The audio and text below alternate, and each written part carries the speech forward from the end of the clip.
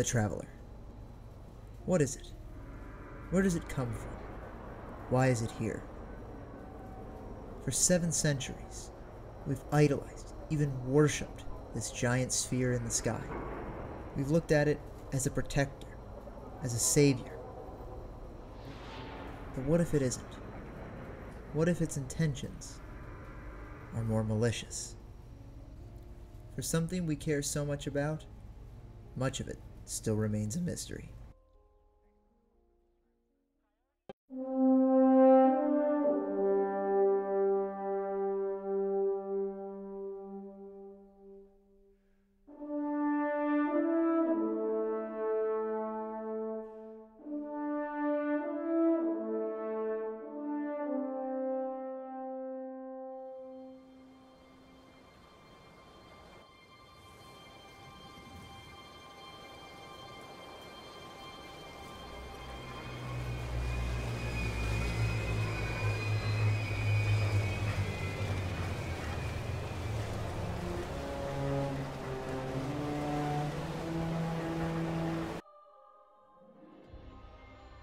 Humanity first discovered the Traveler on Mars. Its discovery sparked a golden age, which saw the population triple as we were able to colonize other parts of our solar system, thanks to the Traveler terraforming planets such as Venus and Mars. It was truly a glorious time to be alive. But eventually, the golden age would come to a close. But the Traveler had an enemy, a darkness which had hunted it for eons across the black gulfs of space. After many years, enemies of the Traveler would find their way to our solar system. Referred to as the Darkness, their unrelenting attacks would cause the collapse of the Golden Age and push humanity to the brink of extinction.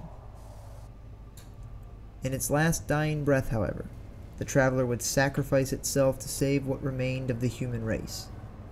Now, the Traveler sits low above the Earth, where it protects the city, the last populated area of our homeworld.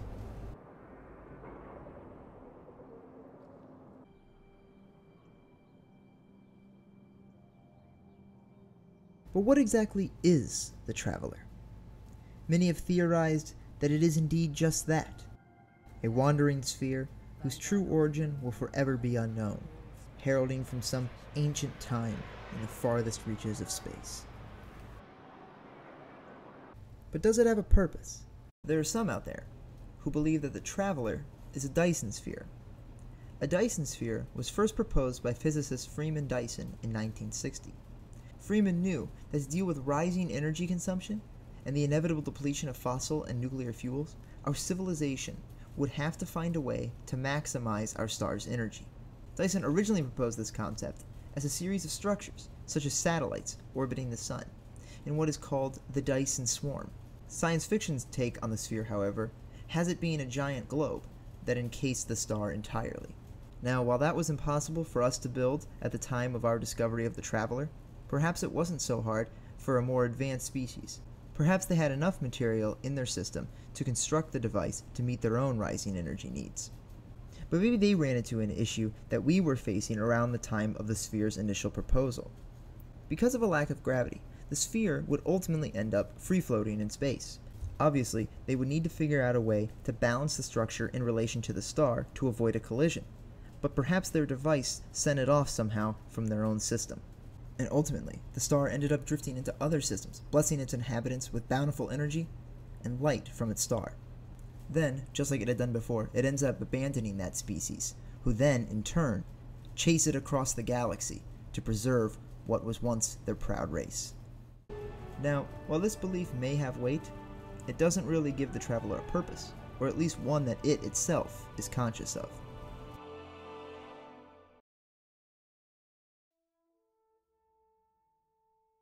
We've been told for centuries that it is our protector, our savior, our light in the dark.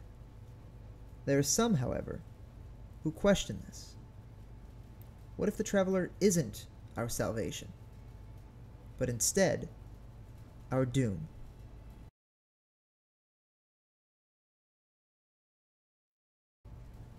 It is a growing belief that the Traveler is not the benevolent figure that it is made out to be. Much like the Egyptian god Khonsu. Khonsu was a god of the moon and time in ancient Egypt. His name actually means traveler, and even appears to have a traveler above him in his ancient depictions. Other than marking the passage of time, however, he was key in creating and protecting life, much like our silent traveler today. But Khonsu also had a dark side, for his name could also be interpreted as King's Placenta.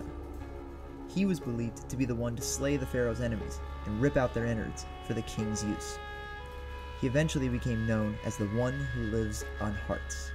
Could the Traveler secretly be a bloodthirsty monster? Is it possible that in the past he has preyed on the darkness in some way? Many are hypothesizing that the Traveler has gone from system to system, raising armies to repel the darkness. But when they fail, or the Traveler fails them, they turn on it, becoming another enemy of the growing darkness. They then set out to follow the Traveler, seeking its ultimate destruction. This theory isn't totally ludicrous, since we know so little of the Traveler's origins. There was even an exoscience group, Clovis Bray, which had a facility on Mars and did research on the Traveler. We can also see the Traveler's worn-torn shell, implying that it's had numerous enemies and many battles over the years. And we know for a fact that a Guardian's recent mission on the moon revealed that the Hive have seen thousands of planets destroyed by the darkness. Okay, I've got it all. There is unbelievable stuff in here. The Hive have seen thousands of worlds taken by the darkness. So who's to say that the Traveler is simply an innocent victim? Some Guardians of the past have even believed that the Traveler is not what it appears to be. Of his experiences in the Black Garden, the ancient Guardian Punjari writes this. The Traveler moved across the face of the Iron World. It opened the earth, it shut the sky. It made life possible. In these things, there is always symmetry. Do you understand? This is not the beginning, but it is the reason. The Traveler is life, I said. You are a creature of darkness. You seek to deceive me. But I looked behind me, and I felt doubt. You are a dead thing, made by a dead power, in the shape of the dead. All you ever do is kill. And for these enemies that we see merely as simple-minded monsters, they sure do possess great technology in order to traverse the stars. How did they get it? Perhaps they too were touched by the Traveler and its abilities? And we've seen enemies, such as the Fallen and the Hive, fighting amongst each other. So they're not united, but are all in pursuit of the Traveler. It isn't unreasonable to think that the Traveler has damaged them and their worlds in some way. And if it has, will we be next? Perhaps we've already been next. For what the Traveler gave us, it also took away. As much as we praise the Traveler, the collapse would not have happened, had it not been in our solar system. Will we be abandoned by the Traveler and suffer the same fate as the darkness? What if the Traveler's intentions are more extreme than just abandonment? What if, when it awakes, it goes on the offensive? If any of this does happen, God help us all. But for now, we must take the power it's given us and our guardians and protect it and help restore its light, because for whatever reason it may have had, it gave itself for us. And if one day it does indeed turn on us, we need to be and will be ready.